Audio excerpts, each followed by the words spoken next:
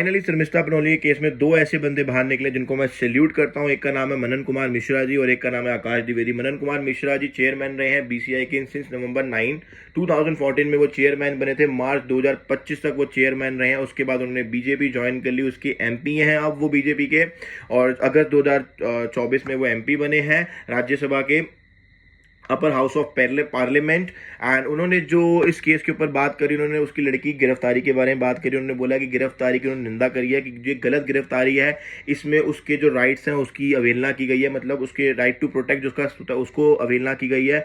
उन्होंने तत्कालीन रिहाई की बात करी है, उसको अभी के अभी छोड़ा जाए गलत तरीके से क्योंकि उसको गिरफ्तार किया गया है। उन्होंने पश्चिम बंगाल सरकार की आलोचना की। उन्होंने ये बोला है कि जब उस लड़की ने जो वीडियो डिलीट मार दी, उस लड़की ने जब सॉरी बोल दी तो उसको गिरफ्तार करने का मतलब ही नहीं बनता। उसके बाद उन्होंने उसकी पुलिस की भी निंदा करी है कि पुलिस जो प्रशासन है उसको भी इस गिरफ्तारी में बीच में पड़ना नहीं चाहिए था, उनको भी सोचना चाहिए था। उसके बाद उन्होंने ऐतिहासिक घटनाओं के बारे में बात किया कि जो मुर्शिदाबाद वाला वहाँ पे केस था, उसके बाद आपका नंदग्राम हिंसा वाला केस था, उसके बाद मेरी झापी हत्याकांड था, उसकी भी उन्होंने अवहेलना करी और लोकतंत्र की रक्षा की बात की। मतलब जो हमारा संविधान है, हमारे जो मौलिक अधिकार है, उसके ऊपर बात करिए कि उस लड़की को जो राइट्स थे, उसकी जो राइट ऑफ स्पीच था उस तक को उसको छीन लिया गया। चलो राइट ऑफ स्पीच तो छीना गया। अब मैं अपने दोस्त की बात करता हूँ आकाश द्विवेदी की। हम दोनों भाइयों ने आपस में मिलकर बात की थी कि हम कल सीपी में 1 जून को उस लड़की के लिए प्रोटेस्ट करेंगे, पर समवेयर बारिश आ गई और मैं नहीं जा पाया, लेकिन मेरा भाई पहुंच गया। भाई पंडित जी को सैल्यूट है।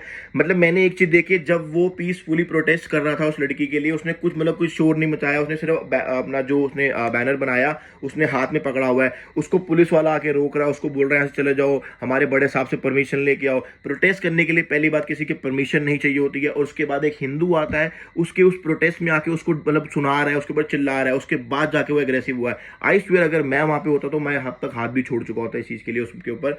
बिकॉज अगर हमारे देश में, मैं एक चीज सोच रहा हूँ कि राइट टू स्पीच की हमें जो क्या नाम है फ्रीडम थी वो भी नहीं मिली उस लड़की को, उसके ऊपर केस हो गया। या मेरा भाई अगर उस चीज के लिए प्रोटेस्ट करा था तो उसको दबाने की कोशिश की गई, लेकिन वो दबने वालों में से नहीं, इस चक्कर में वो नहीं दबा। तो आप खुद सोच सकते हैं कि हम ऐसे देश में रह रहे हैं जिसमें हमारे जो राइट्स हैं वो सिर्फ किताबों में लिखे रह गए हैं, एक्चुअल में हमारे राइट्स कुछ भी नहीं है। अगर हम अपने हक के लिए या हम अपने लोगों के लिए बात कर रहे हैं तो हमें दबाया जा रहा है। और सबसे बड़ी बात है कि सिर्फ एक धर्म के ऊपर टारगेट किया जा रहा है, वो है हिंदू धर्म। मतलब कोई भी किसी दूसरे धर्म के लिए उठ के नहीं आता, कोई भी किसी दूसरे धर्म के लिए कुछ नहीं बोल रहा, लेकिन जब हिंदुओं की बात आती है, हिंदुओं के राइट्स की बात आती है, अगर हिंदू कोई प्रोटेस्ट करता है तो सबसे पहले उसको दबाया जाता है।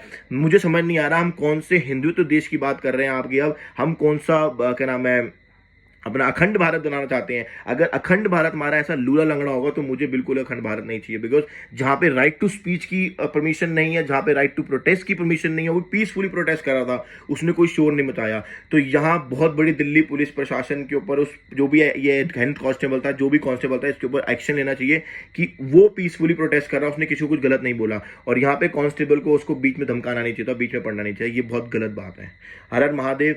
मतलब मुझे समझ नहीं आ रहा मैं कैसे देश में रह रहा हूँ। जय हिंद, जय भारत।